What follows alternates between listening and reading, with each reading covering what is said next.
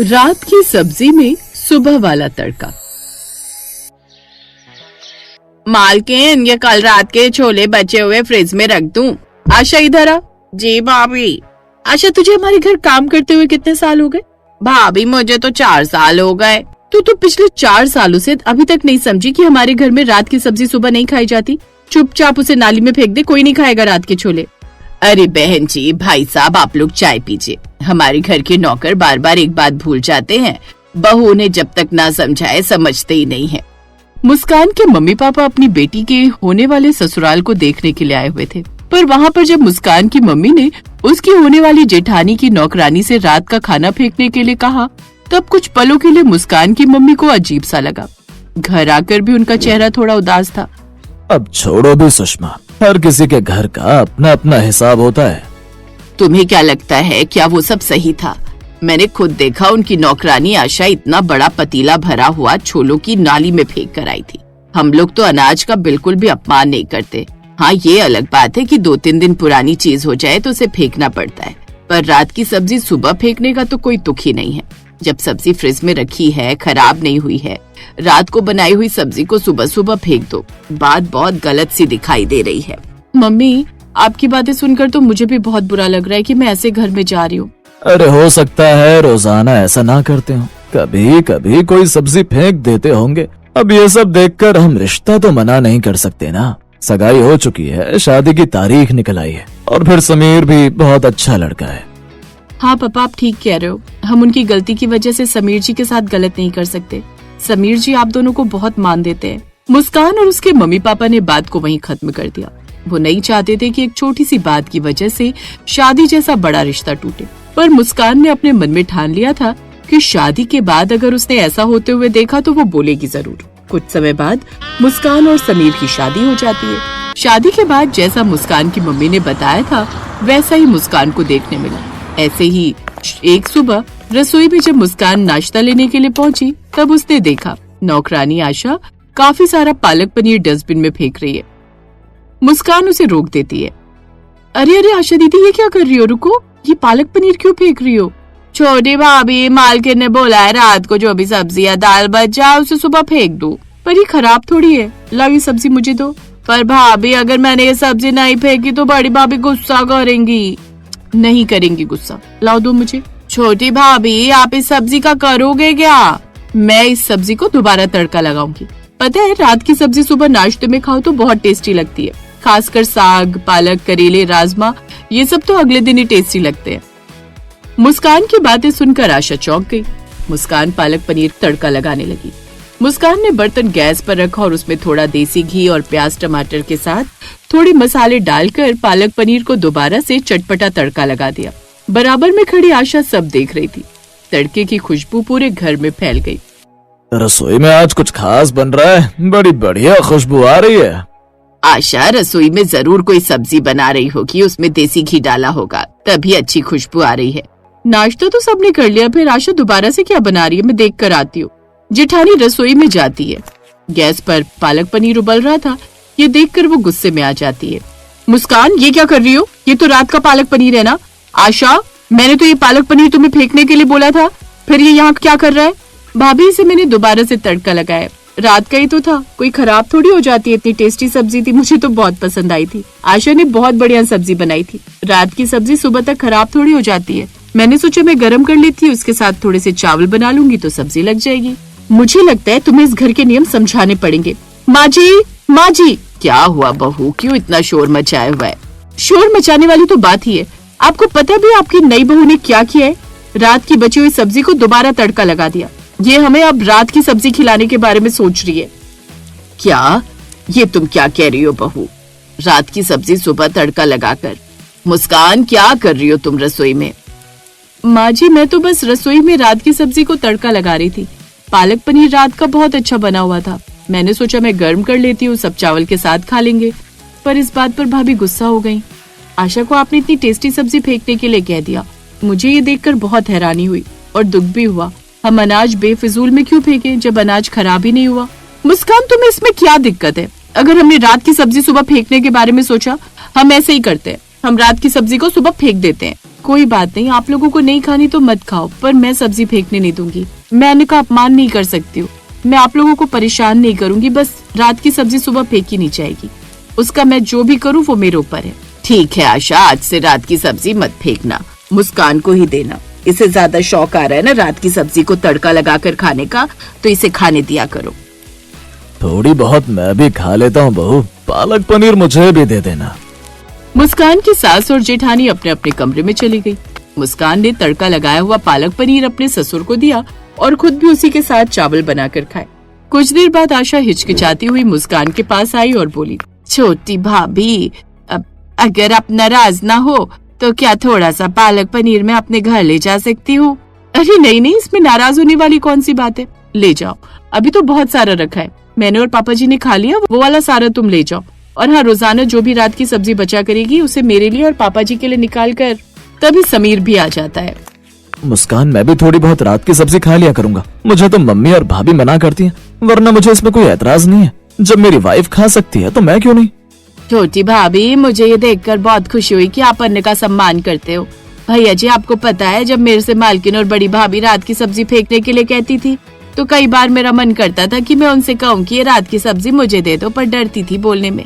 आपको पता है भैया जी, मेरे घर तो सुबह के समय खाना ही नहीं बनता। कभी कभी तो रात को हम रोटी नमक लगा कर ही खा लेते हैं। क्या करूँ, जितने पैसे मालकिन देती है उतना तो किराया चला जाता है। मेरे पति रिक्शा चलाते थे पर उनका एक्सीडेंट हो गया, इस वजह से अब वो घर पर ही रहते। सारे घर का गुजारा मुझे ही करना होता है।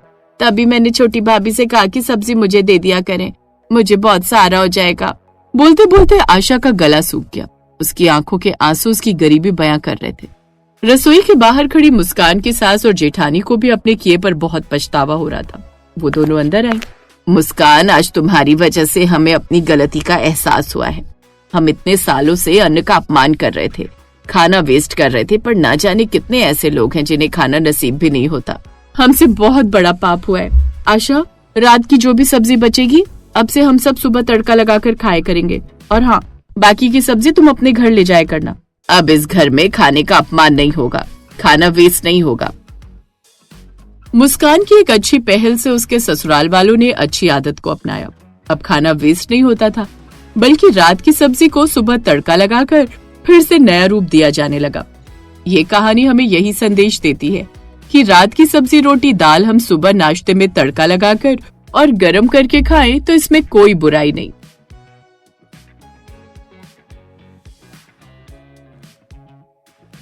गायत्री देवी दिल्ली शहर में अपनी 2 बेटियों और बहुओं के साथ रहती थी।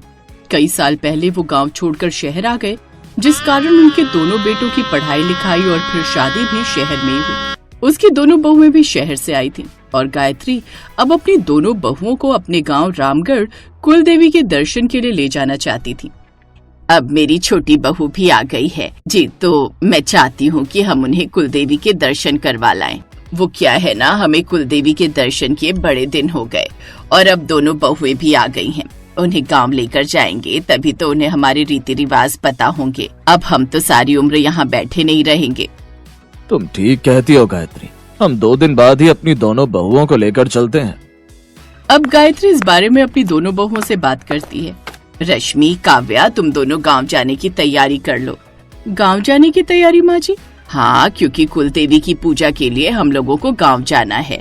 हमारे यहाँ ऐसा नियम है कि जब घर में सारे शुभ कार्य संपन्न हो जाते हैं ना, तो उसके बाद एक बार धूमधाम से कुल देवी की पूजा की जाती है। अब 2 ही बेटे दिए हैं भगवान की कृपा से, दोनों की शादी संपन्न हो गई, इसलिए मुझे लगता है हमें भी अब कुल देवी की पूजा कर लेनी चाहिए।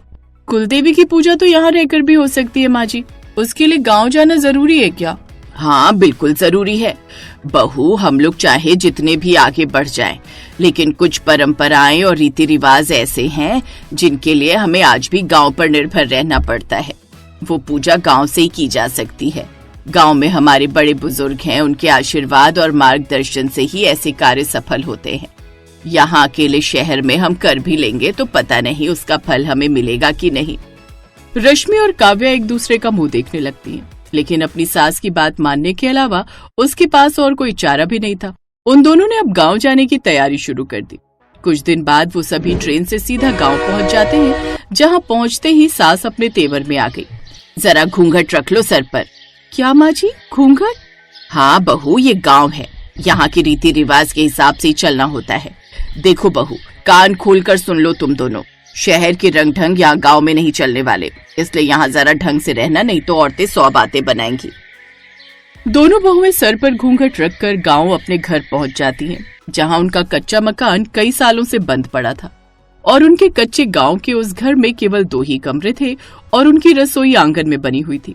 वो काफी समय बाद गांव आए थे, जिस कारण वो पूरी तरह से धूल मिट्टी से भरा हुआ था। वैसे तो हमारे आने से पहले तुम्हारी चाची सास ने मकान की साफ सफाई करवा दी थी, लेकिन फिर भी सालों से बंद पड़ा था ये घर। सबसे पहले इसे रहने लायक बनाओ, उसके बाद बाहर आंगन में बनी रसोई में जाकर चूल्हे पर चाय चढ़ा दो। और एक बात का खास ख्याल रखना, ये गांव है, शहर नहीं। यहाँ पर झाड़ू, बर्तन और घर के काम में मदद करने के लिए कोई काम वाली नहीं आने वाली। सारे काम तुम्हें खुद ही करने हैं। जी माँ जी। और सुनो, शहर की बहू हो, सबकी नजर होगी तुम दोनों पर। सबके सामने मेरा मजाक मत बनवा देना, सारा काम अच्छे से संभाल लेना। हाय, सफर की थकान के कारण तो मेरी हालत ही खराब हो गई। अब मुझसे तो कुछ काम होगा नहीं। आंगन में उनकी रसोई बनी हुई थी, जो कि काफी बड़ी थी, लेकिन जब वो रसोई में पहुंची तो वहाँ पर मिट्टी का चूल्हा बना हुआ था, जिसके बगल में लकड़ियां रखी हुई थी। हे राम, ये क्या है? ऐसा चूल्हा तो मैंने बस किताबों में और गांव में बनी रसोई में ही देखा था। हाँ, तो अब असलियत में भी देख लो। वैसे मैं एक कोशिश कर सकती हूँ। सुना है ये जो फूंक मारने वाला होता है ना, इससे फूंक मारो तो फिर चूल्हा जल जाता है। वो काफी देर तक फूंक मारते मारते थक जाती है। हाँ, बाप रे, इंसान का दम निकल जाए, लेकिन ये चूल्हा है कि जलने का नाम ही नहीं ले रहा। हालत खराब कर दी है इसने। फिर बड़ी मुश्किल से YouTube पर देखकर वो पहले चूल्हा जलाना सीखती है। काफी देर बाद उनका चूल्हा जलता है। बाप रे, इस एक चूल्हे ने तो जैसे जान ही ले ली है मेरी। दीदी, ये तो बस अभी शुरुआत है, आगे आगे देखिए होता है क्या। ये आंगन की रसोई ना हमें ना जाने क्या क्या दिखाने वाली है। दोनों देवरानी जेठानी जैसे तैसे उस चूल्हे पर चाय बनाती हैं। चूल्हा जलाते जलाते उनकी हालत खराब हो जाती है और फिर उस चूल्हे पर चाय बनाकर सबको देती है। तभी वहाँ चाची सास भी आ जाती है। दोनों बहुएं उनके पांव छूती हैं। जीती रहो, दोनों बहुएं बड़ी संस्कारी लाई हो दीदी आप। इन्हें देखकर तो लग ही नहीं रहा ये शहर से आई हैं। कितने अच्छे से सब संभाल लिया, और इस रसोई को भी देखो कैसे अच्छे से जलाया है इन्होंने। आपको पता है जेठानी जी, मनोहर जी की बहू आई थी शहर से। उससे तो जैसे चूल्हे पर रोटियां बनाने के लिए कहा गया, वो तो जैसे बेहोशी हो गई और पहले दिन ही उल्टे पांव शहर लौट गई। हालत तो हमारी भी ऐसी ही हो गई थी। इन्हें क्या पता अब इस चूल्हे को जलाने में कितने पापड़ बेले हम लोगों ने। फिर कुछ देर बाद वो सबके लिए खाना बनाती हैं। खुले आसमान के नीचे आंगन में बनी उस रसोई के नीचे बैठकर खाना बनाने में उन्हें अलग ही मजा आ रहा था। ठंडी ठंडी हवा और सब आंगन में खाट लगाकर एक दूसरे से बात करते हुए परिवार वाले। खाना खाने के बाद वो खुले में बाहर बैठकर आंगन में बर्तन धोती हैं। सच कहूं दीदी, तो यूं आंगन में बैठकर बर्तन धोने से ना काफी आराम मिल रहा है। शहरों की रसोई में तो खड़े खड़े बर्तन धोते धोते पांव भी दुख जाते थे। बिल्कुल सही कहा तुमने काव्या। और वहाँ के किचन इतने छोटे हैं कि एक से दूसरा इंसान बड़ी मुश्किल से घुस पाए। यहाँ देख, सब कितना खुला खुला है। रात को खाना खाने के बाद सभी कमरे में जाकर सो जाते हैं। फिर अगली सुबह दोनों बहुएं झाड़ू लगाकर नहा धोकर आंगन की रसोई में आती हैं। तभी उनकी सास गायत्री उनसे, बहू, आज कुल देवी की पूजा के लिए जाना है, तो भोग में आलू पूड़ी और खीर बना लेना और थोड़ी सी मूंग दाल की पकौड़ी भी पीस कर बना लेना। लेकिन माँ जी, यहाँ तो मिक्सी ही नहीं है, फिर किस पे पीसे दाल? अपने इन मोटे मोटे हाथों से। क्या मतलब? मतलब ये कि वो रहा सिलबट्टा, इस पर तू दाल भिगोकर पीस ले। अब तुम गांव में हो तो यहाँ की रसोई के हिसाब से ही चीजें बनेंगी ना। ठीक है माँ जी। माँ जी, हमें ऐसा क्यों लग रहा है कि आप इस गांव की रसोई में हम दोनों को बस परेशान करने के लिए लाई हो? आप जानती हो ना, ये सब किया नहीं है कभी हमने। किया नहीं है तो अब कर लो। और बहू, शहर नहीं गांव है ये। यहाँ हर चीज मेहनत से करनी होती है, इसलिए यहाँ के खाने का स्वाद ही अलग होता है। शहरों में तो बस बिजली का बटन दबाया और मसाला पिस गया। और सुनो, पहले दोनों ये मटका उठाकर कुएं से पानी भर लाओ। मैं तब तक कमला काकी के घर होकर आती हूँ। गांव में सबसे बुजुर्ग हैं, उम्र हो गई है, न जाने कब टाइम बोल जाए। ये कहकर सास तो वहाँ से चली गई। छोटी, जल्दी जल्दी खाना बना ले, वरना फिर से माँ जी आएंगी हमारे कामों का सुपरविजन करने। वो दोनों जल्दी जल्दी खाना बनाने में लग जाती है। सिलबट्टे पर दाल पीसते पीसते जहाँ काव्या के पसीने तो छूट रहे थे, लेकिन उसे काफी मजा भी आ रहा था, क्योंकि आज से पहले उसने ऐसा कुछ किया भी नहीं था। कुछ देर बाद वो भोग बनाकर तैयार कर लेती है। बहुओं, भोग तैयार हो गया हो तो चलो कुल देवी के दर्शन कराते हैं। अब वो सभी मिलकर कुल देवी के मंदिर जाते हैं, जहाँ पर वो सभी माँ के दर्शन करके उन्हें भोग लगाते हैं और माँ का आशीर्वाद लेते हैं। माँ, कितना अच्छा लग रहा है इतने सालों बाद यहाँ आकर। हम छोटे थे तब गर्मियों की छुट्टियों में अक्सर यहाँ आते थे। इसीलिए तो कहती हूँ, चाहे जहाँ भी रहो लेकिन अपनी संस्कृति हमें कभी नहीं भूलनी चाहिए। कुछ देर बाद दर्शन कर वो सभी वापस घर आ जाते हैं और बना हुआ प्रसाद खाते हैं। वाह वाह, क्या स्वाद है इस आंगन की रसोई में, खाते ही मजा आ गया। यहाँ की ताजा सब्जी और पानी की बात ही अलग है, गांव की तो बात ही अलग है। अच्छा माँ, इसके बाद बिलोनी में आप हमें मीठी छाछ भी बनाकर देना, जैसे बचपन में देती थी। इस गर्मी में मजा आ जाएगा। हाँ हाँ, क्यों नहीं, लेकिन मैं ही बनाती रहूंगी। अपनी इन बीवियों को भी कुछ सिखाओगे। बहुओं, जल्दी से इसके बाद छाछ बना दो। ये माँ जी तो एक के बाद एक ऐसे ऑर्डर देती जा रही हैं जैसे ढाबे पर खाना खाने आई हैं। मैं तो ये सोच रही हूँ कि अगर ये YouTube ना होता तो हम कैसे मैनेज करते ये आंगन की रसोई। तब हम क्या मैनेज करते, सब माँ जी ही करती। अब वो जल्दी से छाछ बनाकर सबको देती हैं, साथ ही खुद भी पीती हैं। एक बात तो है, यहाँ खाना पीना बनाने में मेहनत तो है, लेकिन उन्हें खाने में भी अलग ही मजा है। उस आंगन की रसोई में तो गर्मी रहती, लेकिन सुबह शाम वहाँ काफी ठंड रहती। अगले दिन वो सारे गांव में घूमते, खेतों में फोटो खिंचवाते, नदी के पास घूमने जाते। अब उनका मन काफी हद तक लग गया था उस गांव में। ऐसे 3 दिन बीत गए। इन 3 दिनों में रेशमा और काव्या के लिए रसोई शब्द का मतलब ही बदल गया था।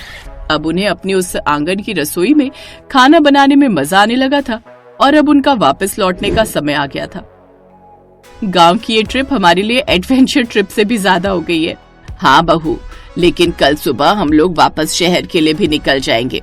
लेकिन मैं तुम दोनों से एक बात कहना चाहती हूँ। तुम दोनों ने वाकई बहुत मेहनत की है। मिट्टी से पूरे घर का आंगन लिपा है, हाथ से मसाला पीसा, चूल्हा जलाया, हर वो काम किया जो तुमने जिंदगी में पहले कभी नहीं किया था। मैं जानती हूँ तुम लोगों को असुविधा तो बहुत हुई होगी, लेकिन ईमानदारी से बताना, गांव का खाना, यहाँ का रहन सहन कैसा लगा? माँ जी, शुरू के 2 दिन तो सब कुछ एक मुसीबत जैसा ही लग रहा था, लेकिन सच कहें तो चूल्हे पर खाना बनाना, हाथ से मसाला पीसना मेहनत का काम तो है, लेकिन उसका स्वाद कुछ और ही होता है। मैं वैसे तो घी की सब्जी खाना कभी पसंद नहीं करती, लेकिन चूल्हे की आग पर पकी हुई घी की सब्जी खाकर तो मजा ही आ गया। यही खासियत होती है बेटा, गांव की रसोई में काम करना थोड़ा मेहनत वाला काम तो जरूर है, लेकिन यहाँ के रहन सहन और खाने का भी एक अलग ही मजा है, और खासकर इस आंगन की रसोई में बना हुआ खाना।